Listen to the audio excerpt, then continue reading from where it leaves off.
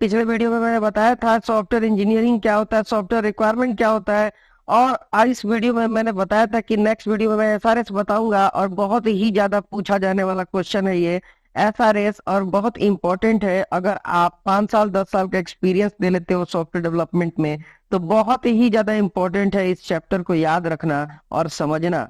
याद रखने से ज्यादा समझना जरूरी है। इसीलिए मैं अभी आपको बताने जा रहा हूँ कि सॉफ्टवेयर रिक्वायरमेंट स्पेसिफिकेशन क्या होता है। सॉफ्टवेयर रिक्वायरमेंट का मतलब ये होता है कि आपको दुनिया में कोई भी काम करने के लिए सॉफ्टवेयर रिक्वायरमेंट जरूरी है। इसलिए क्या सॉफ्टवेयर का रिक्वायरमेंट है, रिक्वायरमेंट मतलब क्या हो, जरूरत। जरूरत क्या है आपको पता होनी चाहिए। कोई भी सॉफ्टवेयर बनाने के लिए आपको जरूरत क्या है, या फिर आपको दुकान खोलना है या कुछ भी करना है तो आपको रिक्वायरमेंट पता होना चाहिए कि आपको जरूरत क्या है। आपको खाना बनाना है तो भी पता होना चाहिए कि आपकी जरूरत क्या है। तो इसी चीज को हम लोग बोलते हैं सॉफ्टवेयर रिक्वायरमेंट स्पेसिफिकेशन। बहुत ही इंपॉर्टेंट चैप्टर है, ध्यान से पढ़िएगा इस चीज को। तो देखते हैं, वैसे आपको याद रखने की जरूरत नहीं है क्योंकि मैं जो बताऊंगा बहुत ही इजी लैंग्वेज में बताऊंगा, ठीक है। तो अभी जब भी आप कोई काम करते हो, सपोज दैट आपको बड़ा बिजनेस खोलना है, दुकान खोलना है, घूमने जाना है, तो आप डॉक्यूमेंट ऑफ एनी वर्क, सबसे पहले तो डॉक्यूमेंट तैयार करते हो कि हमको क्या क्या चाहिए। मतलब सपोज दैट आपको जयपुर घूमने जाना है तो आप डॉक्यूमेंट तैयार करते हो, कैसे जाएंगे, कहाँ जाएंगे, क्या क्या घूमेंगे, कितना समय लेंगे, कितना पैसा लगेगा, कहाँ ठहरेंगे, ये सब चीज आप डॉक्यूमेंट तैयार करते हो। वो फिर आप उसमें जाते हो, उसमें माने घूमने चले जाते हो। उसके बाद आप प्रोसेस करते हो। तो ये एक तरह का थ्योरी है। कहने का मतलब कि आप स्टेप बाय स्टेप चीजों को लिखते हैं कि किसके बाद कौन सा काम आएगा, उसके बाद ही आप एग्जीक्यूट करते हैं। मेरा कहने का मतलब ये है कि कोई भी चीज में काम करिए, एक थ्योरी है, एसआरएस एक थ्योरी है, कोई काम नहीं है। मेरे कहने का मतलब है कि कोई काम करने से पहले जो है आप किसी चीज का मैप बनाते हैं, डॉक्यूमेंट तैयार करते हैं रिक्वायरमेंट का, कि आपके पास रिक्वायरमेंट है क्या, उसी को हम लोग बोलते हैं एसआरएस। आगे चलते हैं और पढ़ते हैं आगे स्लाइड में कि क्या बोलते हैं एसआरएस। ये सॉफ्टवेयर रिक्वायरमेंट स्पेसिफिकेशन है, description of software system to develop. ये जो डेवलप किया जाना है, मतलब जो बनाने जा रहे हैं वो उसी का डिस्क्रिप्शन है।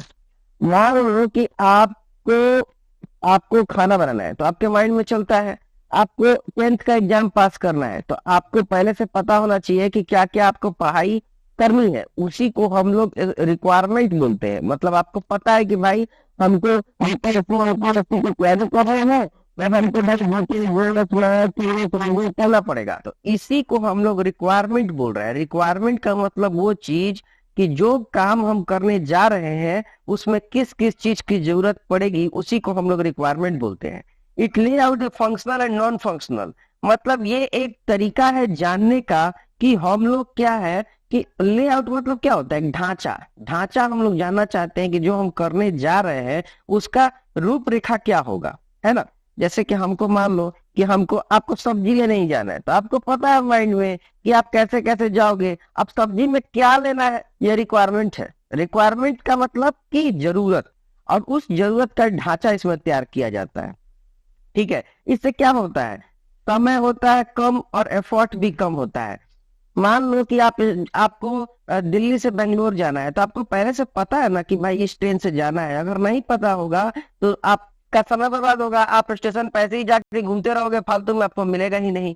इसी तरह सॉफ्टवेयर के साथ भी होता है। मेरे कहने का मतलब ये है कि सॉफ्टवेयर का टाइम बचाने के लिए और एफर्ट बचाने के लिए आपको क्या जरूरत है, रिक्वायरमेंट पहले से पता होना चाहिए। उसके बाद और भी रिक्वायरमेंट है, किस तरह का हार्डवेयर चाहिए, कैसे लोग चाहिए, किस तरह का ब्लूप्रिंट चाहिए, पैरामीटर चाहिए, बहुत सारी चीजें हैं। सीपीयू का स्पीड चाहिए, कहाँ पे जगह चाहिए, मैन पावर कैसे चाहिए, सारा रिक्वायरमेंट आपको सॉफ्टवेयर बनाने से पहले पता होना चाहिए, ठीक है।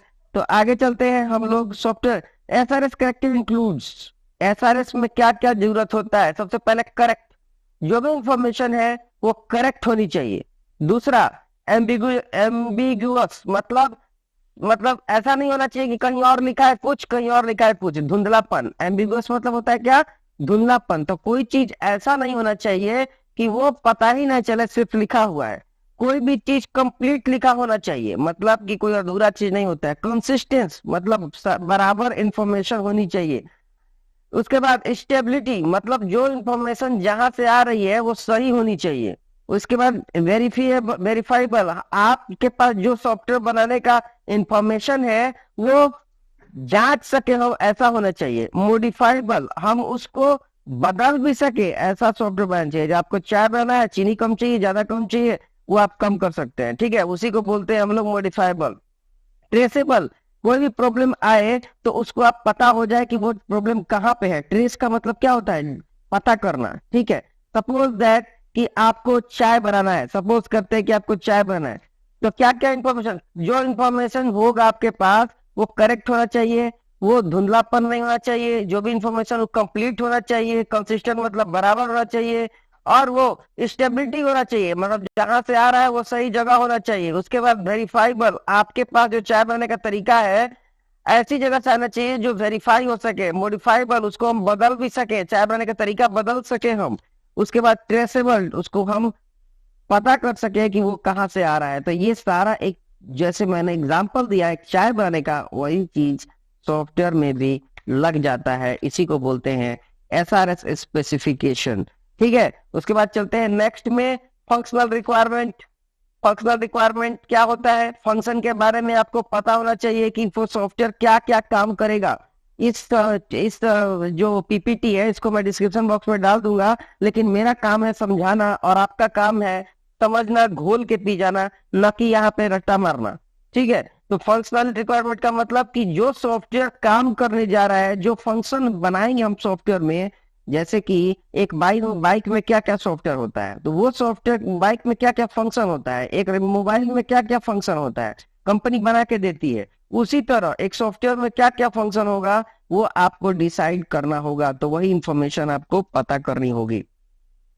उसके बाद सॉफ्टवेयर रिक्वायरमेंट, ये क्या है, इंटरफेस रिक्वायरमेंट, मतलब जो सॉफ्टवेयर बनने जा रहा है उसका इंटरफेस किस तरह का होगा वो भी आपको पता होना चाहिए, कि उसका लैंग्वेज क्या होगा, उसका कोड क्या होगा। ये ठीक है ना, जैसे आप ASP.NET यूज कर रहे हो, जावा यूज कर रहे हो, ये भी आपको पता होनी चाहिए। उसमें कोड किस तरह का यूज करोगे, उसमें क्या होगा, सारा कोड एक्सप्लेनेबल होना चाहिए, उस कैसी मेमोरी यूज करोगे, ये सारा इंफॉर्मेशन आपको पता होनी चाहिए। उसके बाद चलते हैं आगे, परफॉर्मेंस रिक्वायरमेंट। आप जो सॉफ्टवेयर बनाने जा रहे हो उसका परफॉर्मेंस कैसा होगा, उसका मतलब कि किस तरह का वो काम करेगा, ये भी स्पेसिफाई होना चाहिए। सपोज करते हैं कि कोई सॉफ्टवेयर आपने बना दिया, तो वो उसका परफॉर्मेंस किस तरह का होना चाहिए, जैसे कि उसका रिक्वायरमेंट टाइम आपने जो बताया है वो कितने रिक्वायरमेंट टाइम में काम करेगा ये पता होना चाहिए। उसको मेमोरी कितनी चाहिए पता होनी चाहिए। जैसे कि आप एक 2 GB के रैम मोबाइल में एक बड़ा गेम जैसे IGI जैसा गेम, जैसे बहुत ज्यादा गेम आज तक 2-2, 3-3 GB के होते हैं, वो खेलने लगेंगे तो नहीं खेल पाएंगे, है ना। तो उसी तरह आपको कितनी मेमोरी चाहिए, कितना एरर होगा, ये नहीं होगा, या फिर एरर को कैसे डिटेक्ट करेंगे, ये सब परफॉर्मेंस रिक्वायरमेंट भी हमको चाहिए। आगे चलते हैं, design constraint. Design constraint, constraint का मतलब क्या होता है पता है आपको, कॉन्स्ट्रेंट का मतलब ये होता है बाउंड्री लाइन। कहने का मतलब कि हार्डवेयर का बाउंड्री लाइन क्या है और सॉफ्टवेयर का लिमिटेशन क्या है। मतलब कि आप 2 GB के रैम में 20 GB का गेम नहीं चला सकते हैं, तो आपको इस चीज का भी ध्यान रखना होगा सॉफ्टवेयर बनाने के समय, कि आपका जो सॉफ्टवेयर और हार्डवेयर है कहीं भी आपका सॉफ्टवेयर चल जाए और कोई भी सिंपल आदमी उसको यूज कर सके। तो ये भी हम लोग को सॉफ्टवेयर रिक्वायरमेंट में पता होनी चाहिए। आगे चलते हैं, नॉन फंक्शनल एट्रीब्यूट। बहुत सारे नॉन फंक्शनल एट्रीब्यूट भी हैं। जैसे मान लीजिए आपने एक सॉफ्टवेयर बना दिया, लेकिन उसमें क्या होता है, सिक्योरिटी भी होनी चाहिए, मतलब है ना, सिक्योरिटी भी होनी चाहिए, पोर्टेबिलिटी होनी चाहिए, रिलेबिलिटी होनी चाहिए, वो दोबारा यूज किया जा सके, ठीक है। तो ये नॉन फंक्शनल है, मतलब कि यूजर को सही बनाने के लिए। तो ये सब हो गया। आगे चलते हैं हम लोग नेक्स्ट स्लाइड पे, शेड्यूल एंड बजट। कहने का मतलब जो बनाया गया है वो इतना, मतलब एक शेड्यूल होना चाहिए, मतलब आपको पता होना चाहिए कि कितने समय में वो बन जाएगा, और उसमें ओवरऑल कॉस्ट क्या होगा, मतलब पैसा कितना लगेगा उस प्रोजेक्ट को बनाने में, ये भी पता होना चाहिए। ये सॉफ्टवेयर रिक्वायरमेंट स्पेसिफिकेशन के दौरान, मतलब सॉफ्टवेयर बनाते समय, सॉफ्टवेयर बनाने से पहले आपको क्या क्या रिक्वायरमेंट पता होना चाहिए, ये सारा डिटेल में बता रहा हूँ। आगे चलता हूँ, और पता करता हूँ। तो ये हो गया हमारा पूरा सॉफ्टवेयर एसआरएस। अब आगे इसमें मैं नेक्स्ट चैप्टर में आगे बताऊंगा। तो इसी के साथ आप चैनल को सब्सक्राइब कर लीजिए, और बहुत ही आसान भाषा में मैंने आपको बताया है। आई होप आपको समझ में आ गया होगा, और शेयर कीजिए लोगों से ताकि आपको रियल भाषा में पढ़ने को मिले। चैनल